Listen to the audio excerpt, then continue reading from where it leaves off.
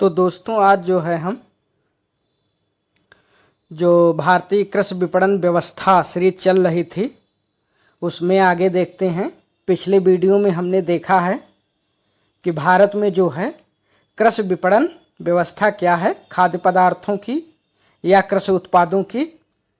उसी सीरीज में आगे आज जो है हम भारतीय कृषि विपणन व्यवस्था के दोष और उसके आगे बिंदुओं पर चर्चा करेंगे। तो देखते हैं। इसमें सबसे पहले देखते हैं कृषि विपणन व्यवस्था के दोष क्या हैं। कटाई उपरांत कृषि उत्पादों को भंडारण करने हेतु गोदामों का अभाव है, पहला बिंदु है ये। आगे देखते हैं दूसरे नंबर पे, उपलब्ध गोदामों में भंडारित कृषि उत्पादों को नष्ट होने से रोके रखने की क्षमता बहुत कम है। जो वर्तमान समय में भारत में खाद्य पदार्थों को भंडारित करने के लिए गोदाम बनाए गए हैं उनकी जो है क्षमता बहुत कम है। ठीक है, आगे देखते हैं। परिवहन सुविधाओं जैसे वाहन, सड़क, रेफ्रिजरेटर युक्त वाहनों का अभाव है, 4 नंबर बिंदु में। परिवहन की लागत का अधिक होना, ये भी एक दोष है भारतीय कृषि विपणन व्यवस्था की। आगे देखते हैं। मंडी में किसानों और अंतिम उपभोक्ता के मध्य बिचौलियों तथा दलालों की संख्या बहुत अधिक है। मंडी में पारदर्शिता का अभाव है, 6 नंबर है ये। अगला 7वां बिंदु देखते हैं। मंडी में व्यापारियों, दलालों तथा आढ़तियों का आपस में मिला होना। ये दलाल, आढ़तिये और जो व्यापारी होते हैं जो कृषकों के कृषि उत्पाद को खरीदते हैं, ये तीनों आपस में मिले होते हैं। अगला बिंदु देखते हैं। माप तथा तौल के गलत बांटों द्वारा किसान को लूटा जाता है। अगला बिंदु देखते हैं। किसान को मंडियों में प्रचलित कीमतों के बारे में जानकारी का अभाव नहीं होता है। ठीक है, किसान को ये जानकारी नहीं होती कि हमारा कृषि उत्पाद आज के समय में किस रेट पर बिक रहा है।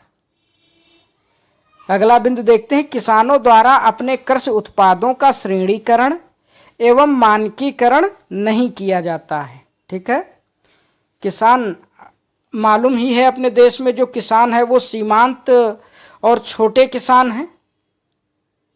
विक्रय हेतु अधिशेष उनके पास कम बचता है, तो वो उस खाद्य उत्पादों को जो है सीधा मंडी में इसी तरह से ले जा करके या बाजारों में बेच देते हैं। वो इसमें जो है श्रेणीकरण नहीं करते। ठीक है, आगे देखते हैं।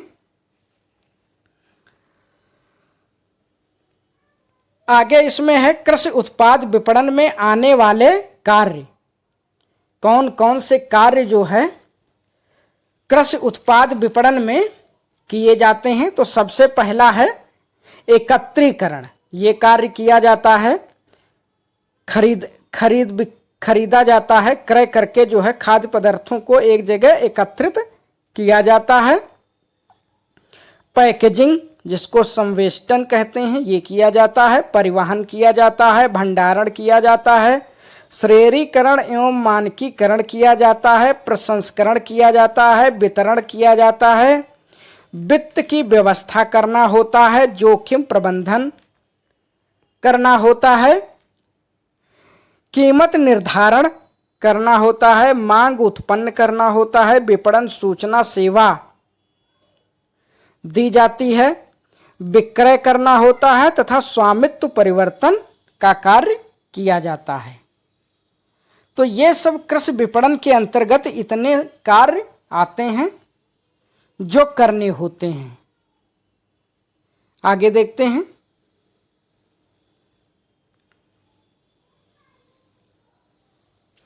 भारतीय कृषि उत्पाद विपणन व्यवस्था में दोषों को दूर करने के लिए सरकार द्वारा किए गए उपाय।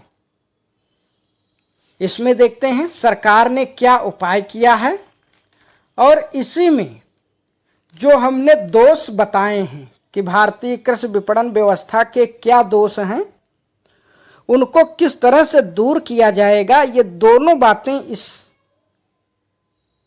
बिंदु के अंतर्गत आ जाएंगी। तो देखते हैं, कृषि विपणन में सुधार की दृष्टि से सरकार द्वारा नियंत्रित मंडियों की स्थापना, संग्रहण के लिए गोदामों का निर्माण, श्रेणी विभाजन की व्यवस्था, प्रमाणित बांटों का प्रचलन, कृषि उपजों के मूल्यों का पोर्टल पर प्रसारण, यातायात सुविधाओं का विस्तार तथा कृषि उपज के मूल्यों में स्थिरता के प्रयास किए गए हैं। ठीक है, ये भारत सरकार ने किया है और इसी में आप ये कह सकते हो कि कृषि विपणन व्यवस्था को सुधार करने हेतु तो क्या करना चाहिए, तो उसके लिए नियंत्रित मंडियों का विकास करना चाहिए, संग्रह के लिए गोदामों का निर्माण करना चाहिए, खाद्य पदार्थों को विपणन से पहले उनका श्रेणीकरण मानकीकरण करना चाहिए और जो बाट माप हैं जो भी चल रहे हैं उनकी प्रमाणिकता की जानी चाहिए और क्या मूल्य बाजार में चल रहा है उसकी जानकारी कृषकों तक पहुंचाने हेतु उपाय किए जाने चाहिए। साथ साथ जो है यातायात सुविधाओं का विस्तार किया जाना चाहिए। तो ये जो है विपणन व्यवस्था के दोषों को दूर करने के उपायों में भी आ जाएगा। आगे देखते हैं, इसी में सरकार ने क्या किया है। पहला बिंदु है नियंत्रित मंडियों की स्थापना। मंडियों में दलालों तथा आढ़तियों के कपटपूर्ण व्यवहार से किसानों को बचाने के उद्देश्य से नियंत्रित मंडियों की स्थापना की गई है। इस प्रकार की मंडियों में व्यवस्था के लिए एक समिति का गठन होता है जिसके सदस्यों में कौन कौन इसमें सदस्य होते हैं, राज्य सरकार के प्रतिनिधि, स्थानीय संस्थाओं के प्रतिनिधि, आढ़तिये, दलाल और किसान, ये सब मिलकर के जो है इसमें एक समिति बनाते हैं, ये सब शामिल होते हैं। ये समितियां विपणन व्यवस्था को सुधारने की दृष्टि से निम्नलिखित कार्य करती हैं। क्या कार्य ये विपणन समितियां जो होती हैं ये क्या कार्य करती हैं? श्रेणी विभाजन को प्रोत्साहन देना, खुली नीलामी पद्धति को लागू करना, कपड़े के नीचे गुप्त भाव निर्धारण पर रोक लगाना, अनुचित कटौतियों पर प्रतिबंध लगाना, प्रमाणित बांटों के प्रयोग को अनिवार्य करना, किसानों और व्यापारियों के मध्य मतभेदों को दूर करने के लिए मध्यस्थता करना। तो ये सारे कार्य जो है, जो नियंत्रित मंडियां हैं जिनको विकास किया गया है भारत में, वो ये सब कार्य करती हैं। इस प्रकार नियंत्रित मंडियों में अनियंत्रित मंडियों के अनेक दोष दूर हो जाते हैं। नियंत्रित मंडियों में दलालों और तौलने वालों को लाइसेंस लेना होता है।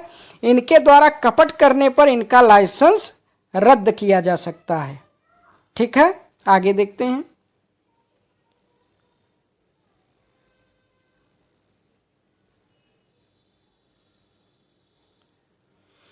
इस समय देश में 7,320 नियमित मंडियां हैं।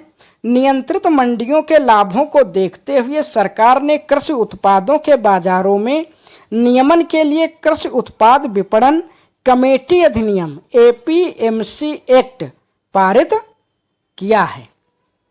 ठीक है, आगे देखते हैं। आगे सरकार ने क्या कार्य किया है। श्रेणी विभाजन एवं मानकीकरण। कृषि विपणन व्यवस्था में सुधार की दृष्टि से श्रेणी विभाजन तथा मानकीकरण का विशेष महत्व है। श्रेणी विभाजन के महत्व को देखते हुए सरकार ने 1937 में कृषि उत्पादन श्रेणी विभाजन एवं अंकन कानून पास किया है, जिसके द्वारा विपणन तथा निरीक्षण निदेशालय को अधिकार दिया गया है कि वह स्वीकृत मानकों के अनुसार श्रेणी विभाजन तथा अंकन करने की अनुमति किसी भी संस्था को दे सकता है। निदेशालय ने अब तक 213 कृषि उत्पादों के लिए मानक निर्धारित किए हैं। निर्यात के लिए कृषि वस्तुओं का श्रेणी विभाजन अनिवार्य है। इन वस्तुओं के जहाज पर लादे जाने से पहले इनका निरीक्षण किया जाता है और इन पर एगमार्क होना चाहिए। भारत में केंद्रीय श्रेणी नियंत्रण प्रयोगशाला नागपुर में स्थित है। आगे देखते हैं। आगे भारत सरकार ने क्या किया है। कृषि विपणन व्यवस्था को सुधारने हेतु 3 नंबर है मानक बांट और नाप तौल की अनिवार्यता। अनियंत्रित मंडियों में किसानों के साथ कपट करने के उद्देश्य से मानक बांटों और नाप तौल का प्रयोग नहीं किया जाता है। गांव के हाटों में यह स्थिति है। सरकार ने 1939 में मानक बाट तथा नाप तौल अधिनियम पास कर उसका प्रचार किया है। नियंत्रित मंडियों में इन्हीं बांटों का प्रचलन है। 4 नंबर देखते हैं, कृषि उपज के मूल्यों के विषय में किसानों को सूचना देना। किसानों को देश के अंदर विभिन्न मंडियों एवं बाजारों में प्रचलित मूल्यों तथा मांग एवं आपूर्ति की दशाओं के विषय में प्रायः सूचना नहीं होती है। ऐसी स्थिति में व्यापारी तथा अड़हतिये उन्हें जो भी मूल्य देते हैं उसे वे स्वीकार कर लेते हैं। कृषि उत्पादों के बाजारों में प्रतियोगिता का अभाव होता है। इस समय भारत सरकार रेडियो, टेलीविजन तथा इंटरनेट के माध्यम से थोक कीमतों संबंधी सूचना किसानों तक पहुंचा रही है। सरकार ने लगभग 2700 से अधिक बाजारों के लिए कृषि बाजार सूचना नेटवर्क एजी मार्कनेट का विकास किया है। यह पोर्टल लगभग 300 से अधिक वस्तुओं के लिए कीमतों की जानकारी प्रतिदिन उपलब्ध कराता है। अगला बिंदु 5 नंबर देखते हैं, भंडारण के लिए गोदामों का निर्माण। विपणन व्यवस्था में सुधार की दृष्टि से गोदामों के निर्माण का बहुत महत्व है। गोदाम के निर्माण से संग्रहण में तो सुधार होता ही है, जिससे संग्रहण काल में पदार्थ की हानि नहीं होती। साथ ही इससे किसानों की कृषि उपज को कुछ समय रोककर बेचने की सामर्थ्य बढ़ जाती है। होता क्या है कि फसलों की एकदम कटाई होने लगती है और वो एकदम मार्केट में पहुंच जाते हैं, जिससे सप्लाई अधिक हो जाती है, डिमांड कम हो जाती है। तो कृषि उत्पादों का जो रेट है वो डाउन हो जाता है। अगर हम भंडारण व्यवस्था कर देंगे, खाद्य पदार्थों को उनमें कुछ समय के लिए भंडारित कर देंगे, तो वो जो सप्लाई और पूर्ति और डिमांड का जो भी कॉन्सेप्ट है उसके अनुसार जब मार्केट में डिमांड बढ़ेगी तो उस समय कृषि उत्पादों को बाजार में ले जाएंगे, जिससे किसानों को उचित मूल्य उसका मिलेगा। ये इस तरह से होता है। आगे देखते हैं, किसान नकदी की आवश्यकता होने पर भी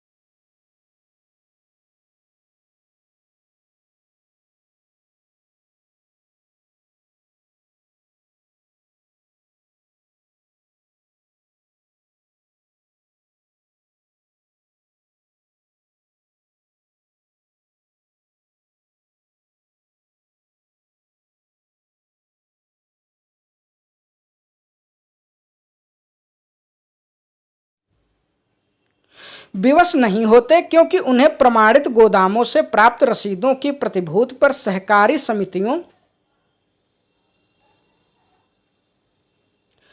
और व्यापारिक बैंकों से ऋण प्राप्त हो सकते हैं। भारत सरकार ने 3 स्तरों पर गोदामों का निर्माण किया है। पहला राष्ट्रीय स्तर, दूसरा राज्य स्तर, तीसरा ग्रामीण स्तर पर। सार्वजनिक क्षेत्रों में भंडारण क्षमता के विकास हेतु इस समय 3 एजेंसियां कार्य कर रही हैं। पहली है भारतीय खाद्य निगम, जिसे FCI बोलते हैं। दूसरी है केंद्रीय गोदाम निगम और तीसरा है राज्य गोदाम निगम। भारतीय खाद्य निगम की कुल भंडारण क्षमता 362.50 लाख टन है, जबकि राज्य एजेंसियों की भंडारण क्षमता 449.50 लाख टन है। इस प्रकार केंद्रीय भंडारों के लिए कुल भंडारण क्षमता 812 लाख टन है। अगला बिंदु देखते हैं, सरकारी खरीद तथा समर्थन कीमतों का निर्धारण, यह सुनिश्चित करने के लिए कि किसानों को अपने उत्पादन की सही कीमत मिले, सरकार समय समय पर विभिन्न कृषि वस्तुओं के लिए न्यूनतम समर्थन मूल्यों और वसूली कीमतों की घोषणा करती रहती है। इन कीमतों का निर्धारण कृषि लागत और कीमत आयोग की सिफारिशों के आधार पर किया जाता है। भारतीय खाद्य निगम सरकार द्वारा घोषित कीमतों पर किसानों से कृषि उत्पादों को खरीदता है और फिर इन्हें सार्वजनिक वितरण प्रणाली के माध्यम से उपभोक्ताओं को बेचता है। अगला देखते हैं क्या भारत सरकार ने सुधार किया है विपणन व्यवस्था में। अगला बिंदु है सामान्य एक ही राष्ट्रीय बाजार का विकास करना। ये नया कॉन्सेप्ट आया है कृषि में, ये 2016 से लागू हुआ है, 14 अप्रैल 2016 से। देखते हैं ये क्या है। इसको ई नाम कहते हैं। ई नाम यानी ई और नेशनल एग्रीकल्चर मार्केट नाम, ठीक है, इस तरह से ई नाम कहते हैं। देखते हैं इसमें देश में संचालित सभी नियंत्रित मंडियों को एकीकृत राष्ट्रीय मंडी सृजित करने हेतु वर्चुअल प्लेटफॉर्म के माध्यम से सूचना एवं सेवाओं के लिए भारत सरकार ने 14 अप्रैल 2016 से एक विंडो सेवा प्रदान करने के लिए पोर्टल जारी किया है। इसके मुख्य उद्देश्य इस प्रकार हैं। इसके क्या उद्देश्य हैं? बहुत महत्वपूर्ण है ये, ठीक है। पिछले यूपीएससी के पेपर में ये आया हुआ है कि ई नाम क्या है और इससे जो है सीमांत किसानों या कृषकों की आय बढ़ाने के लिए क्या किया जा सकता है, ठीक है। तो इसको जानना बहुत महत्वपूर्ण है। ये आगे भी इस जो आने वाली ये परीक्षा है उसमें पूछा जा सकता है, ठीक है। तो देखते हैं इसमें क्या उद्देश्य है। कृषि वस्तुओं के प्रवाह में व्यवधान समाप्त करके खुला बाजार विकसित करने के लिए। दूसरा, कृषि उत्पादों में प्रतिस्पर्धा को प्रोत्साहित करने के लिए। तीसरा, लेन देन में पारदर्शिता बढ़ाने के लिए। चौथा, किसानों को अपने उत्पादों को बेचने हेतु बेहतर अवसर प्रदान करने के लिए। पांचवा, व्यापारियों को एकल लाइसेंस व्यवस्था के अंतर्गत लाना। राज्यों में बाजार शुल्क का एक वसूली बिंदु विकसित करना। और अगला है कृषकों को प्रचलित मूल्य की जानकारी उपलब्ध कराना, ठीक है।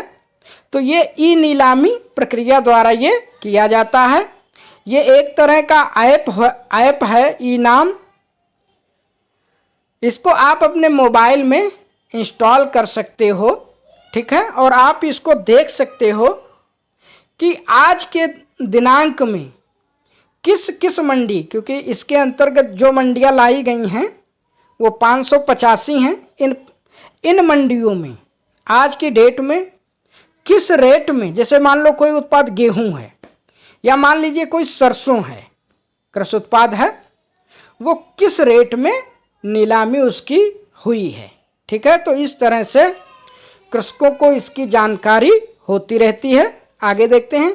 इस प्रकार ई नाम एक उभयनिष्ठ मोबाइल ऐप है जिसके माध्यम से देश भर के व्यापारियों तथा किसानों के मध्य प्रत्यक्ष व्यापार होता है। इस ऐप में करना क्या होता है, इसको अपने मोबाइल में इंस्टॉल करके इसमें रजिस्टर होना होता है किसान या व्यापारी के रूप में। आप जो भी हैं उस हिसाब से आप इसमें रजिस्टर होना होता है, ठीक है। यह व्यवस्था देश में संचालित 7,320 नियंत्रित मंडियों में से मात्र 585 मंडियों में एकीकरण किया गया है, ठीक है। इन 585 मंडियों को क्या किया गया है, इस ई नाम नामक पोर्टल या ऐप से कृषकों को और व्यापारियों को आपस में जोड़ दिया गया है, यानी एकीकरण इनका कर दिया गया है। आगे देखते हैं। ये जो ई नाम व्यवस्था है ये किस तरह से कार्य करती है, इसकी प्रक्रिया का क्या प्रवाह है, इस पर चर्चा कर लेते हैं। होता क्या है, इसमें कोई कृषि उत्पाद है, उसको सबसे पहले मंडी में कृषि उत्पादों का गेट प्रवेश किया जाता है। सबसे पहले जो मंडी इसमें जुड़ी हुई हैं, उन्हीं में से मंडियों पे बात हो रही है, उसमें कृषक क्या करता है, अपना गेट से अंदर ले जाता है। उसके बाद जब वो अंदर ले जाएगा तो वहीं पर क्या होता है, गुणवत्ता परख किया जाता है। मान लीजिए कोई सरसों है, मंडी में लेकर किसान गया, गेट से एंट्री किया, अंदर गया। अंदर जाते ही वो सबसे पहले क्या करवाएगा, उस सरसों में तेल की प्रतिशत मात्रा कितनी है उसको देखेगा। उसके बाद क्या होगा, उसको ऑनलाइन ट्रेडिंग बिक्री करेगा। तो इसमें सबसे पहले गेट पर प्रवेश करेगा। प्रवेश करते ही जो वो मोबाइल ऐप है उसके मोबाइल में, उसके अंतर्गत वो बताएगा कि मैं इतनी सरसों जो है लेकर आया हूं, और वहीं ये उसकी गुणवत्ता से संबंधित जो भी बातें हैं अपनी अपडेट करेगा। उसके बाद उसकी ऑनलाइन ट्रेडिंग होती है। व्यापारी क्या होता है, वो जो ऑनलाइन जुड़े हुए हैं इस ऐप में, वो देखते हैं, उन्हें अगर आवश्यकता है तो वो उसको खरीद लेते हैं। ऑनलाइन ही वो बिक्री हो जाता है। बिक्री होने के बाद क्या होता है, वो जो सरसों या कोई भी कृषि उत्पाद है उसकी क्या होती है, तौल होती है। तौल होने के बाद उसका बिल बन जाता है। बिल बनने के बाद उसका ऑनलाइन पेमेंट हो जाता है। कृषक को क्या होता है, वो व्यापारी, बहुत सारे पेमेंट माध्यम हैं, ठीक है, आरटीजीएस यानी ईएफटी, और भी बहुत सारे हैं, ऐप हैं जिनके माध्यम से ऑनलाइन किसान के सीधे खाते में पेमेंट हो जाता है। और उसके उपरांत बिका हुआ माल मंडी गेट से बाहर चला जाता है। जो माल उसने खरीदा था वो क्या करेगा, कहाँ ले जाएगा, वो व्यापारी की वहाँ से बात शुरू हो जाती है। वो हेडक व्यापारी की हो जाती है। वो अपना उसको लोड करेगा, और लोड करके जहाँ उसको फैक्ट्री प्रसंस्करण करना है वो अपना वहाँ ले जाएगा। उसके बाद वो जो भी करे, तेल को पैकिंग करेगा और मार्केट में बेचेगा, ठीक है। तो ये एक तरह की बहुत ही अच्छी ये व्यवस्था है। इसमें देखते हैं, देश में संचालित 7,320 नियंत्रित मंडियों में से 585 मंडियों को एकीकृत किया गया है, जिनमें ई नाम ऐप के जरिए कृषि उत्पादों का विपणन होता है। आगे देखते हैं,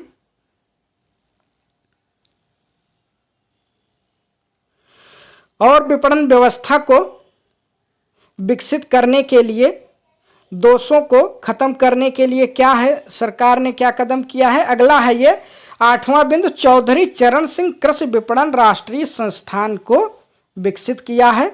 इसमें क्या होता है, कृषि विपणन के राष्ट्रीय संस्थान की स्थापना 1988 में की गई थी। इस संस्थान द्वारा तकनीकी विकास, शिक्षण, अनुसंधान तथा परामर्श सेवाओं को विकसित करने में योगदान दिया जा रहा है, ठीक है। तो यहाँ तक ये बात आ गई कि भारतीय विपणन व्यवस्था में सरकार ने क्या कदम उठाए हैं, और जो दोष हैं उनको कैसे दूर किया जा सकता है। इसमें ये दोनों बातें समाहित हैं। यदि आप अच्छे से पढ़ोगे तो आपकी समझ में आएगा। साथ ही साथ जो भी अभी एक दिन पहले जो है, 2 दिन पहले रिजल्ट घोषित हुआ है यूपीपीएससी कृषि सेवा का, तो जो भी प्रतियोगी इसमें जो है सफल हुए हैं उनको मैं बधाई देता हूं। और मैं चाहता हूं कि मेरे द्वारा जो ये वीडियो या नोट्स बनाए जा रहे हैं, इनका वो जो है अधिक से अधिक लाभ प्राप्त करें। साथ में मेरे चैनल को जो भी नए भाई बंधु, प्रतियोगी छात्र जुड़ते जा रहे हैं, कृषि से संबंधित हैं तो, और कृषि से संबंधित नहीं हैं वो भी हमारे चैनल को लाइक और सब्सक्राइब अवश्य कर लें। आगे इसमें देखते हैं, कृषि उत्पादों के विपणन में पाए जाने वाले विपणन मध्यस्थ। अब देखते हैं कृषि उत्पादों के विपणन में जो है कौन कौन से विपणन मध्यस्थ होते हैं, कौन कौन से लोग इसमें आते हैं। तो पहला है सौदागर मध्यस्थ। ये क्या होते हैं, ये मध्यस्थ खाद्यान्नों का क्रय विक्रय लाभ की प्राप्ति के लिए करते हैं और क्रय विक्रय की कीमत के अंतर से लाभ कमाते हैं। सौदागर मध्यस्थ दो प्रकार के होते हैं। पहला थोक सौदागर व्यापारी, दूसरा है खुदरा अथवा फुटकर सौदागर अथवा व्यापारी। ठीक है, ये दो तरह के सौदागर होते हैं विपणन व्यवस्था में। और विक्रेता तो आपको मालूम ही है, कृषक होता है कृषि उत्पादों का। ठीक है, कटाई उपरांत वो अपने उत्पादों को लाता है मार्केट में विपणन हेतु। आगे देखते हैं 2 नंबर बिंदु पे और कौन से जो है इसमें मध्यस्थ हैं। एजेंट ऑब्लिक अभिकर्ता मध्यस्थ, यह कृषकों तथा विपणन करने वाले व्यापारियों के प्रतिनिधि के रूप में कार्य करते हैं तथा स्वयं कृषि उत्पादों का क्रय विक्रय कर लाभ नहीं कमाते, बल्कि ये अपने कार्य के लिए व्यापारियों तथा कृषकों से कमीशन अथवा आढ़त प्राप्त करते हैं। यह 2 प्रकार के होते हैं। ये एजेंट जो अभिकर्ता मंडियों में होते हैं, बाजारों में होते हैं, ये 2 तरह के होते हैं। पहले को आढ़तिये कहते हैं और दूसरे को दलाल कहते हैं। आढ़तिये वह होते हैं जिनकी अपनी स्थायी दुकान होती है और दलाल इनकी कोई अपनी दुकान नहीं होती, स्थायी दुकान नहीं होती। ये मार्केट में घूमते रहते हैं तथा क्रेता और विक्रेता को एक जगह मिलाते हैं। उसके एवज में जो भी इनको कमीशन मिलता है या आढ़त मिलती है, उससे ये अपना कार्य चलाते हैं। ठीक है, आगे देखते हैं। अगला होता है तौला। ठीक है, जो तौलाई का काम करता है। विपणन प्रक्रिया में यह खाद्य पदार्थों को सही तौलने का कार्य करते हैं और अपनी सेवाओं के लिए कृषकों से तुलाई प्राप्त करते हैं। अगला देखते हैं इसमें और कौन होता है। और एक ये होता है पल्लेदार। इसका काम क्या है? यह व्यक्ति कृषि उत्पादों को परिवहन साधनों से उतारते चढ़ाते गोदाम तक पहुंचाते आदि को ढोने का कार्य करते हैं और सेवाओं के लिए मजदूरी प्राप्त करते हैं। इसके अतिरिक्त ये इतने तो होते ही हैं, इसके अतिरिक्त कौन होते हैं? विपणन प्रक्रिया में ग्रामीण व्यापारी, फेरी वाले, मुनीम, चौकीदार, सफाई करने वाले कर्मचारी आदि आते हैं। ठीक है, तो ये इतना जो है आज इतना ही वीडियो रखेंगे, नहीं तो ये वीडियो बहुत बड़ी हो जाती है। अगली वीडियो में जो हम लेकर आएंगे वो कृषि विपणन व्यवस्था में परिवहन, भंडारण, इसके क्या दोष हैं और इसको कैसे हम दूर कर सकते हैं, इस पर चर्चा करेंगे। ठीक है, इसके साथ साथ जो है कृषि आधिक्य वो क्या है उस पर चर्चा करेंगे। ठीक है, उससे संबंधित और भी 1-2 अवधारणाएं हैं, उन पर चर्चा करेंगे। तो इसमें आप ध्यान रखना, कभी कभी इस पर टिप्पणी पूछ लेता है कि अढ़तिये और दलाल में क्या अंतर है। ठीक है, या पल्लेदार किसे कहते हैं, ये पूछा जाता है। ठीक है, टिप्पणी इस पे पूछ सकता है या इनमें अंतर पूछ सकता है। तो आप इसको जो है अपने एक नोटबुक में नोट करते जाइए। ठीक है, थैंक यू।